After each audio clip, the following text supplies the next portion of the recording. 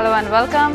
An important day in the history of international affairs for India as well as neighbouring Pakistan, as crucial talks between the foreign ministers of the two nations has resulted in the move for liberalised visa agreements between the countries. Well, that is our top story, and we will fill you in on all the details within the next half an hour as you're watching Headlines Now with me, Linda Hercules. But first, it's the top headlines. India and Pakistan revised visa regulations, introducing separate visa for businessmen, group tourist and pilgrim visas. CBI likely to question Congress MP Vijay Datta, his brother Rajendra and mining baron Manoj Jaiswal next week. President Pranab arrives to a grand welcome from the Chief Minister and Governor for the 150th anniversary celebrations of the Madras High Court. Prime Minister Manmohan Singh raises alarm over the use of social media to stir communal violence. After almost 2 weeks, Madhya Pradesh Chief Minister deputes 2 ministers to hold talks with protesters at the Omkareshwar Dam. Congress leaders Jagdish Thakur and Niranjan Patnaik file a counter case against the state government in connection with the Odisha Assembly clashes. ISRO sets to reach another milestone with the 100th Indian space mission PSLV C-21 ready to lift off tomorrow. And it's 30-year-old Yuvraj Singh's big comeback after his victorious battle with cancer with the T20 match against New Zealand today. News in detail. External Affairs Minister S.M. Krishna began crucial talks with his Pakistani counterpart Hina Rabbani Khan today to review the second round of resumed dialogue, with issues like terrorism on top of the agenda. The one-to-one meeting between Krishna and Kar was followed by delegation-level talks between the two sides. Indian officials earlier said that terrorism will form the core of New Delhi's discussions, particularly the slow pace of the Mumbai attack case trial. Other issues include those concerning prisoners as well as trade and border issues. Foreign Secretary Ranjan Matai and his Pakistani counterpart Jalil Abbas Jilani were also present. The future, and we will humbly but firmly build on the convergences. So we will build on the convergences that unite us and not brood on the divergences that divide us. Foreign Minister, it has been Pakistan's keen desire to look at India and the entire gambit of relationship with India with a completely different mindset. And I am satisfied that the last year or so has been a demonstration of that commitment to a change of mindset. We must learn from these missed opportunities, and we must ensure that we commit ourselves not to missing any more opportunities. We agreed that terrorism poses a continuing threat to peace and security, and reaffirmed the strong commitment of the two countries to fight terrorism in an effective and comprehensive manner so as to eliminate the scourge in all its forms and manifestations. Pakistan side reiterated its commitment to bring all perpetrators of the Mumbai terror attacks to justice expeditiously in accordance with due process of law. A defense analyst stated that as long as Pakistan continued to pose a blind eye to the alleged culprits of the Mumbai attacks and the evidence submitted by India, no state visit or agreements would improve the relations between the two nuclear-armed nations. एक लिहाज से तो future के हिसाब से इसकी इससे ज़्यादा कोई बहुत ज़्यादा अहमियत है नहीं। दूसरी चीज़ ये है कि कुछ जो समझौते दोनों मुल्कों के बीच में हुए थे उस पे हस्ताक्षर हो रहे हैं, वो एक लिहाज से एक दो कदम आगे आप ज़रूर बढ़े हैं, लेकिन कोई बहुत ज़्यादा भी कोई बड़ी उपलब्धि नहीं है। जो वीज़ा एग्रीमेंट की बातें हो रही हैं उसमें कुछ लोगों के लिए आसान हो जाएगा सरहद के आसपास मूव करना, लेकिन कोई ऐसा जो पीपल टू पीपल में कांटेक्ट में कोई इतनी बड़ी तब्दीली नहीं आएगी जिस तरह से उसको बनाया जा रहा है।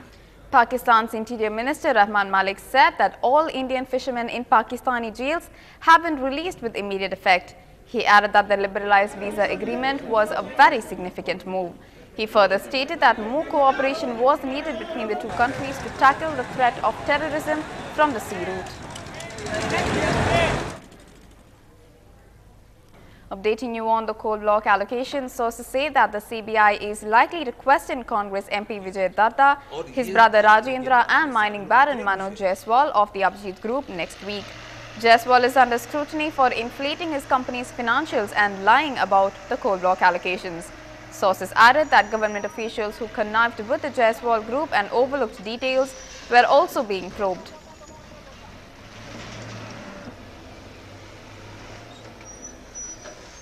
India's Tourism Minister Subodh Sahai lashed out at the BJP for conspiring and targeting him in the coal scam. Firing a salvo against the opposition, Sahai said that leaders of the BJP were unnecessarily politicizing the issue. Sahai added that in a bid to protect their party leaders who were involved in the scam, the BJP disrupted the Indian Parliament. Sahai also called BJP's investigation as irrational and illogical.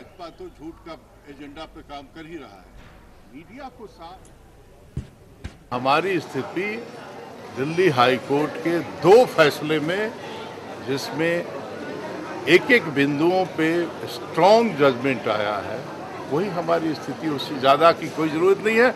और मैंने कहा ना कि ये सब समझ बूझ के हो रहा है, ऐसा नहीं है कि किसी को जानकारी नहीं है। जो लोग ये सवाल उठा रहे हैं वो सब लोग समझ के उठा रहे हैं, क्योंकि उनका रणनीति ही राजनीति का झूठ का आधार। भाजपा का कार्रवाई चल रहा है वो इलॉजिकल है, वो पूरी तरह से दुनिया के इतिहास में रोड से लड़के आदमी जाता है संसद में कि अपनी बात कहेंगे। ये संसद में बात नहीं सुनेंगे, क्योंकि संसद में सच्ची बात आ जाएगी तो इनको झूठ बोलने का मौका नहीं मिलेगा। Meanwhile, in Ranchi, former Chief Minister of Jharkhand Shibu Soren said that he was not afraid to face any sort of investigation. देखिए, अगर जरूर जांच करे, इसमें क्या डर है? केंद्र सरकार को क्या कहना चाहिए उनके स्टैंड को इस मामले में? देखिए, केंद्र सरकार कोयला का जिम्मेवार है, उसको तो पूरी की पूरी चीजें देखनी चाहिए। और राज्य के अंदर हुआ है तो राज्य सरकार को जिम्मेवारी है, इसको भी देख रहा। आपके यहाँ कोयला निकलता है और निकलने के बाद कहा जाता है क्या होता है नहीं होता है, सब। Defending Prime Minister Manmohan Singh, Corporate Affairs and Power Minister M. Veerappa Moily said that it was unfair to hold him responsible for Coalgate, as it was a collective decision of the screening committee to allocate coal blocks. Moily said that the CAG report on the coal block allocations will be referred to the Parliament's Public Accounts Committee and later tabled in the Lok Sabha.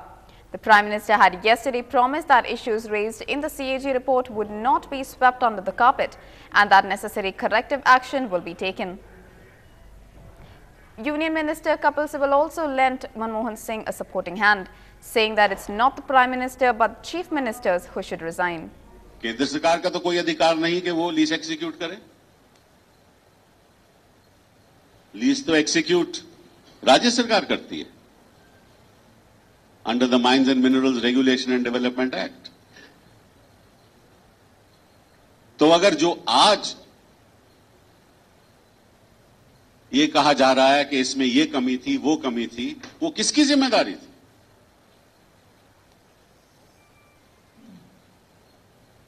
अगर किसी को इस्तीफा देना चाहिए तो इन सब राज्यों के मुख्यमंत्री को इस्तीफा देना चाहिए। However, senior leader of the CPI, D. Raja, asked Prime Minister Manmohan Singh to own political, moral and administrative responsibility for the multi-billion coal scam.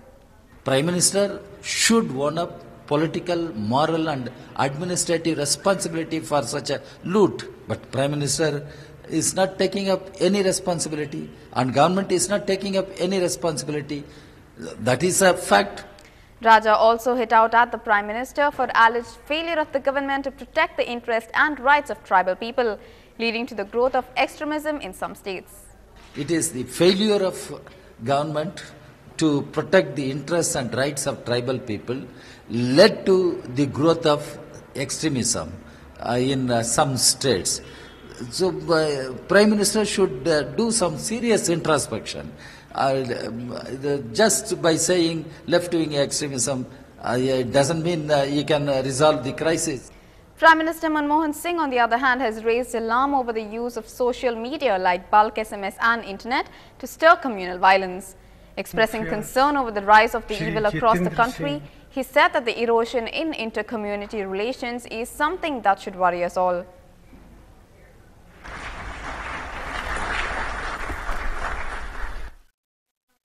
the use of bulk SMSs and the social media to aggravate the communal situation is a new challenge that the recent disturbances have thrown before us. We need to fully understand how these new media are used by miscreants. We also need to devise strategies to counter the propaganda that is carried out by these new means. Any measure to control the use of such media must be carefully weighed against the need for freedom to express and communicate. Large-scale computer attacks on our critical infrastructure and economy can have potentially devastating results. The government is working on a robust cyber security structure.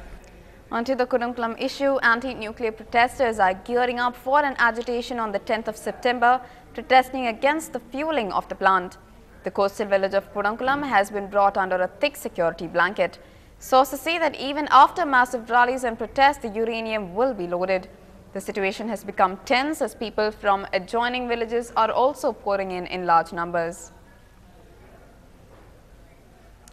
President Pranab Mukherjee arrived here today on a day's visit to participate in the 150th anniversary celebrations of the Madras High Court. This is his first visit outside Delhi after assuming office of the president.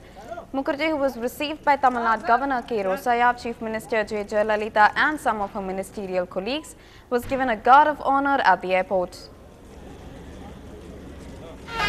உயர்நீதிமன்ற நீதியரசர் திரு எலிபி தர்மாராவ் அவர்கள் மாண்புமிகு இந்திய குடியரசுத் தலைவர் பிரணாப் முகர்ஜி அவர்கள் தற்போது மேடைக்கு வந்துள்ளார்.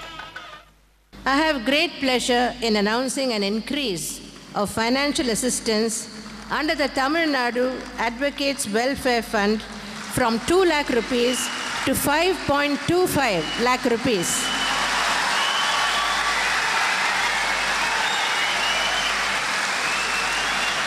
And this will be without any service period restriction in the event of death of an advocate.